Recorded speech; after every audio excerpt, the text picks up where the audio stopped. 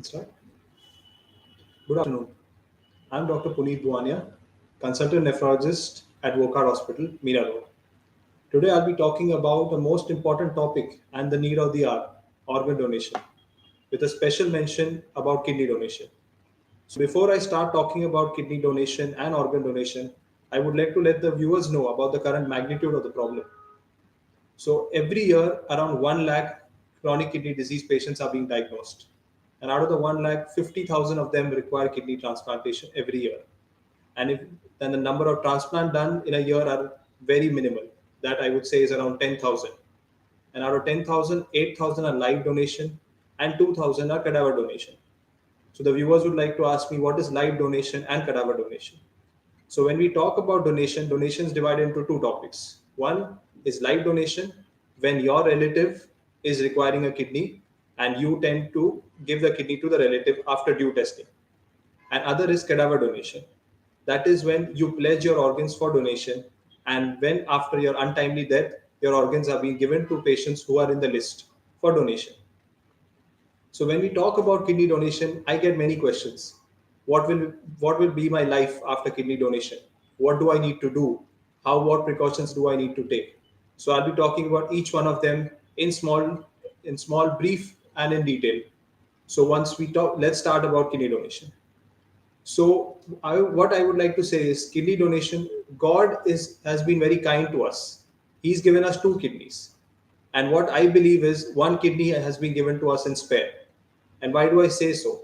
It is like if we give up one kidney to the patient, the other kidney tends to work 20 to 30% extra. And sometimes we don't even know that we have a single kidney.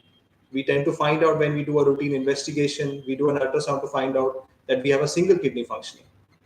So in that sense, human beings are lucky when we say that we have two kidneys. So what are the do's and don'ts and the precautions we need to take before we decide to do kidney donation or pledge our organs for cadaver donation? So if we do end up giving our kidney to our relatives or we do end up pledging our organs, so what precautions do we need to do? First is you need to take good care of your health. Kidney donation, on the contrary, has a beneficial effect to the donor. And why do I say so? When we donate our kidney, we become a little more conscious about our health. We start taking care of our health seriously. We start doing investigations regularly. We take care of our diet. We don't take undue medicines. So these are the simple precautions we need to do. So if we are a kidney donor, so the first thing we need to do is do investigations regularly and get a medical checkup done every 6 months. So when I say investigations, I mean sonography, I mean a serum creatinine, and I mean a urine test. So these have to be done every 6 months. Next thing is we need to check our blood pressure regularly. Third thing, we need to avoid any other medications which are not being prescribed by a doctor. When I say any other medications, I mean any other over-the-counter medications like painkillers, which we take for a usual headache or a back pain. This has to be prescribed by a doctor, and he should be aware that you're a kidney donor. Another thing is sometimes when we do get fever, we tend to take it a little lightly. Yes, it's just a regular viral fever, or it's a bacteria, or it's something else. But then once you're a kidney donor, you can't take anything lightly. Fifth thing, all the investigations and your diet. Your diet is the most important thing. So once you become a kidney donor, you need to cut down on your salt a little. Sixth thing,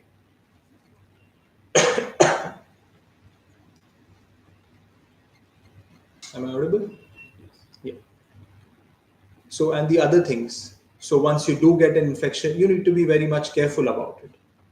So now comes how do we donate our kidneys and how do we donate our organs? So there are two ways to do that. One, you can log on to organindia.org and go through the process and fill up the form.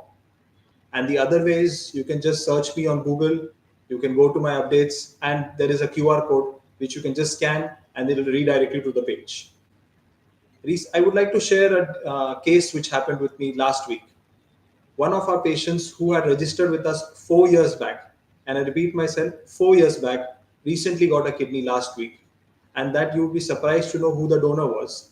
A donor was a person who had pledged his organs 20 years back, and at the age of 70, when he died due to some road traffic accident, his kidneys were donated to him. Just imagine, a 70-year-old person can do this Why can't we? So I would like to say kidney donation is the most important thing, and just not kidney donation, any organ donation. If we decide to pledge our organs, in turn one person could save up to 8 lives. So the thing lastly I would like to say is not everybody can be a hero, but this is your chance to be a hero by donating your organs. I would like to, if there are any questions, I would like to take those questions. Thank you. Good questions.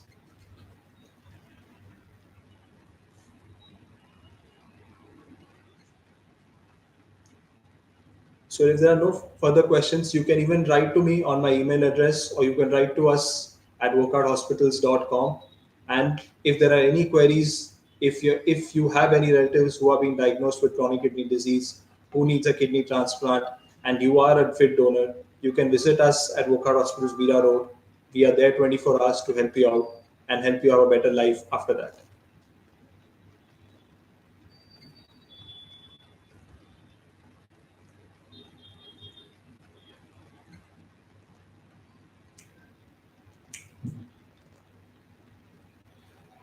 So now we got a one question that how would I know if I have a kidney disease? Okay. So that's a very good question. That's an apt question. So there are when we talk about kidney disease, we divide into symptoms, signs, and investigations.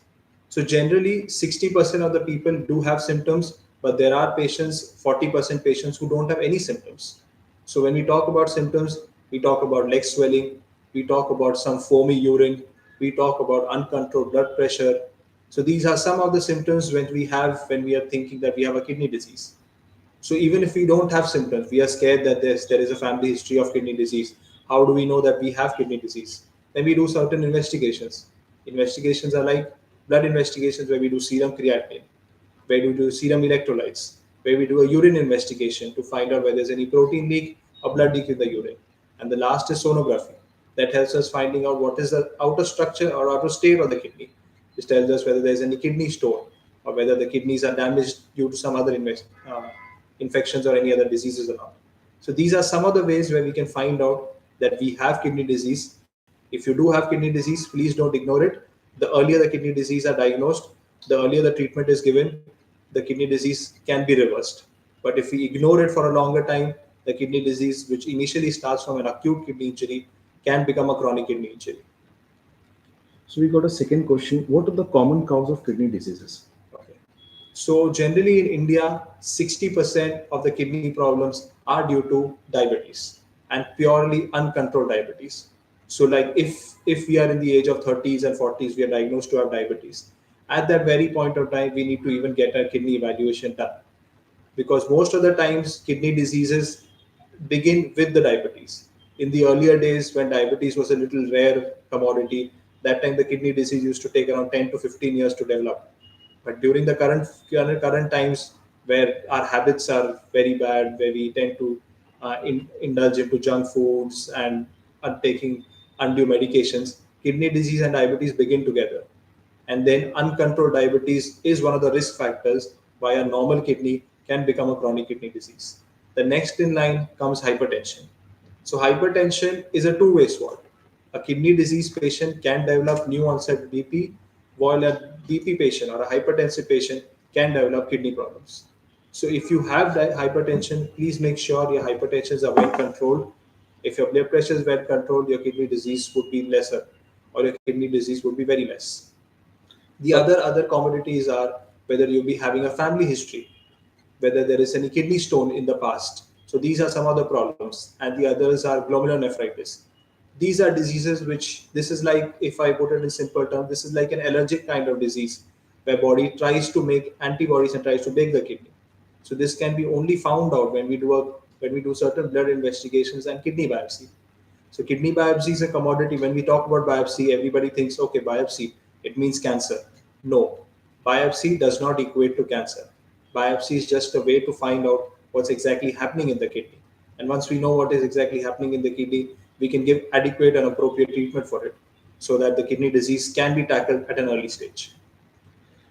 One more question we got that the person said that I have had high blood pressure for a long time. Is it that normal?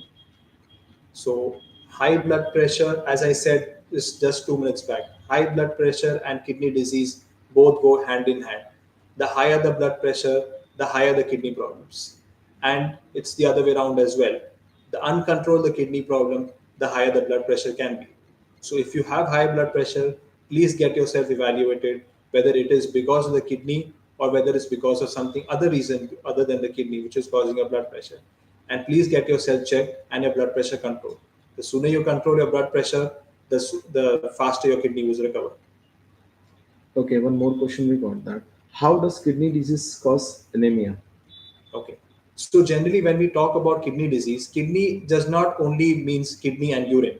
So kidney has many other functions. One of those function is producing a hormone called as erythropoietin. So when we tend to develop a kidney problem, the hormone production of erythropoietin is very less. And that is the reason why kidney patients tend to have a low hemoglobin or otherwise called as anemia. So when a kidney patient goes into dialysis or the kidney problems are worsening, we tend to supplement the patient with something called as erythropoietin.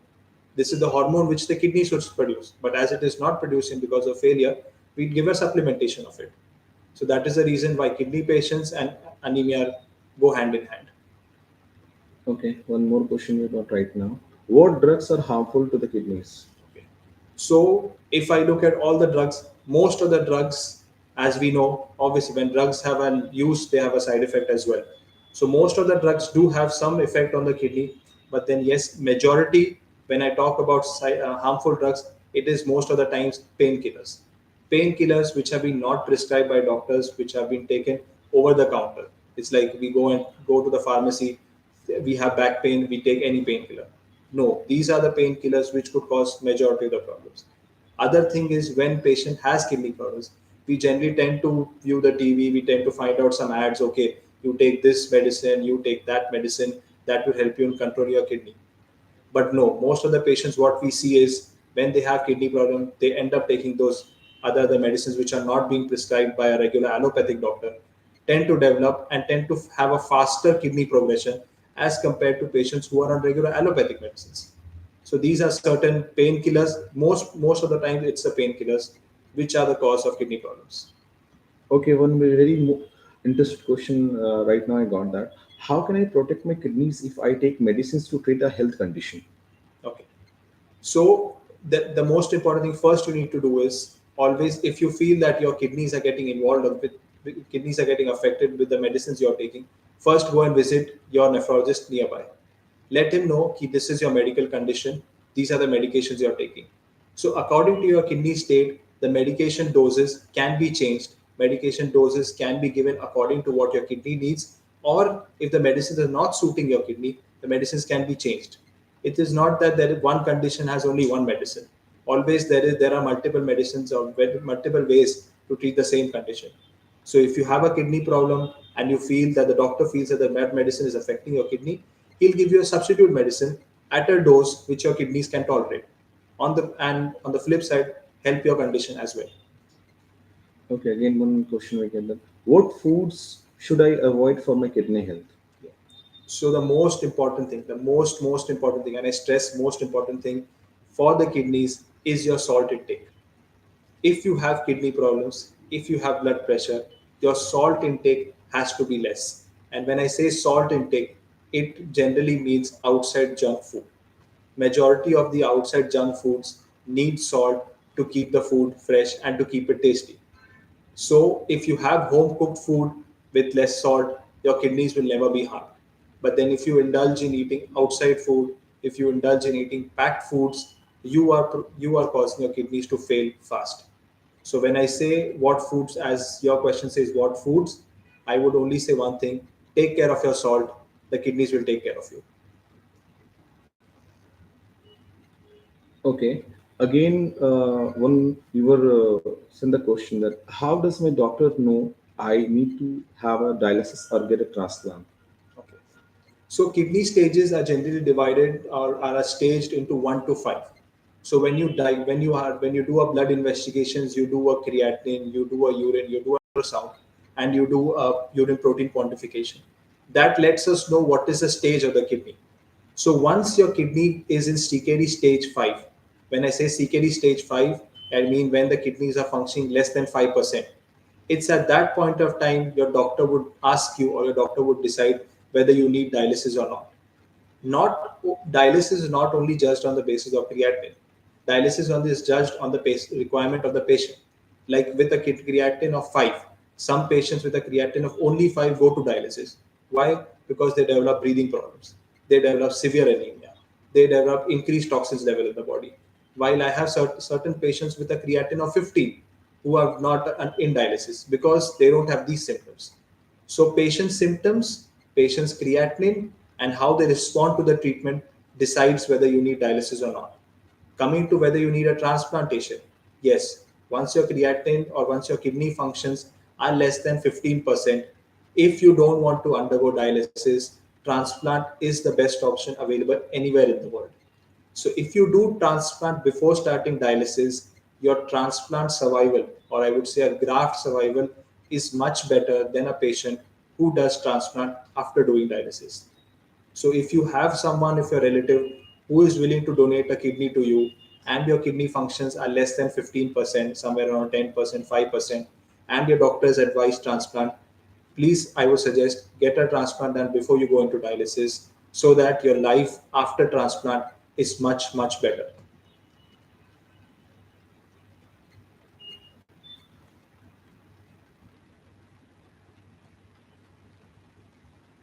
So if there are no any more questions, I No, would. still there is no any questions.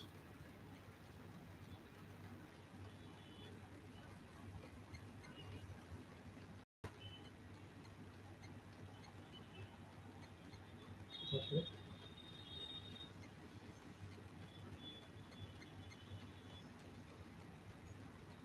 So we wait for 1 more minute.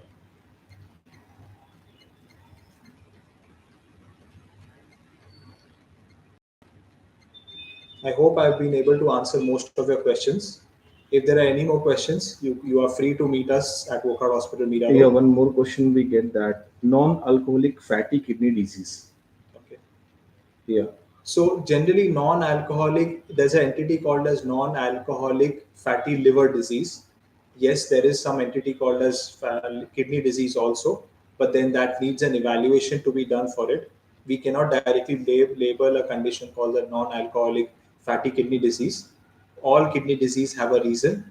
When you get, so how do we need to find a reason? As I said, we need to do investigations. We need to do kidney biopsy to find out what is the reason. But generally, the entity called as non-alcoholic, it is non-alcoholic fatty liver disease and not kidney disease. There is one more question we can get. Genetic testing in kidney diseases. What is the genetic testing in kidney diseases? Yes. So who needs to undergo genetic testing? This is the most important thing. So if you have a family history of kidney disease, like if your parents have a family history, or your grandparents or your siblings have a family history of kidney disease, this is one. Second thing is if your family history, there's a history of recurrent kidney stones, or if you in your past you have had a history of nephrotic syndrome. These are certain conditions where we need to do a genetic testing. Genetic testing includes whole exome sequencing. So these are some of the screenings we need to do. And depending on the past history of your family, the genetic testings are divided according to the suspicion of the disease. Okay. So there's whole genome sequencing, there is whole exome sequencing. These are certain multiple genetic testings we need to do.